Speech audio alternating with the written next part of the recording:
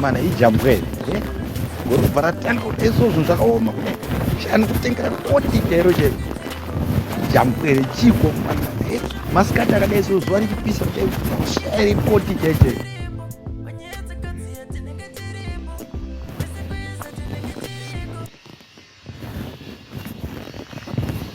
oh guru dar zizi madi apana zizi gore mushe shamwa makorokoro makarapinda mushe pampa kaipa ko madzoka nguwa dzino kwakanake nekupisa kwaroku kunogarike pakaipa mdana ko ufama nechisina chindiro kutoenda padheni zvakatooma ameno ko mama kati kugore dzvaka ndinokwenda kubhawa ka but pane mfesa ana mari yangu apanonzi baba D saka ngatimuone katora ndokurwa necredit aiwa bo ngatoenda hande tinomuona aiwa zvinobuda iripo hope zvinobuda aiwa atikapo mara pandokurwa necredit ana rakapera garamba ubuda apa ka aiwa ndondwari bajo ndakutongonaiwa necha 2023 adegore rachara chipera ma1 chama ma1 dzirudzi hazvitobuda so iti kora about you ripo akupane background rakareba rekureba aiwa saka dai ngazvitobuda imota yanga dambure paunoita manje aumiri chitera kwandiri kushaina kwandiri kushaina kwandiri achingopukuta kwandiri kuita kudai handinoda kubuda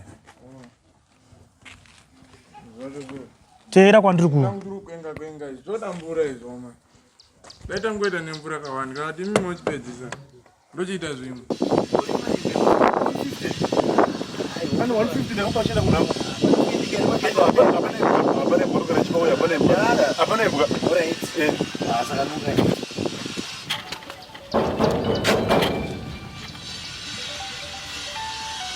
vanozvinzwa here vakadara vanhu vane mari vanonetsa tesviko pamuchato zvinza zvakang'ana inzwa inokukai bakari inokukai makusena naye chimaimaipurutaza kuti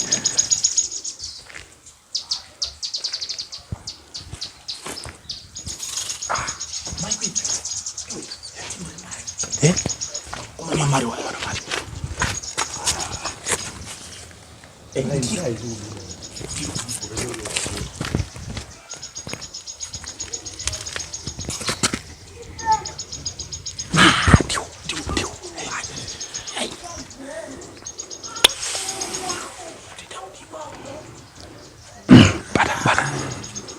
dara pane vanhera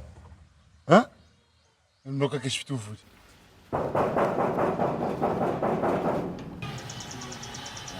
dara pana vanhu padini topinda ngatipinde to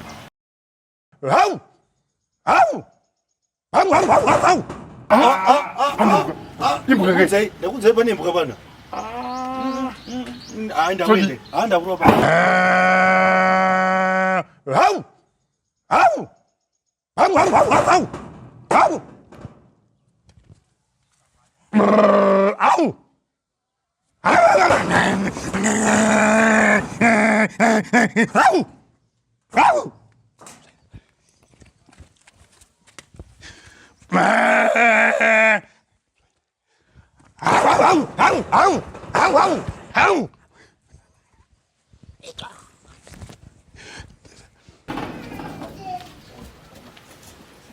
Hey, ana baba.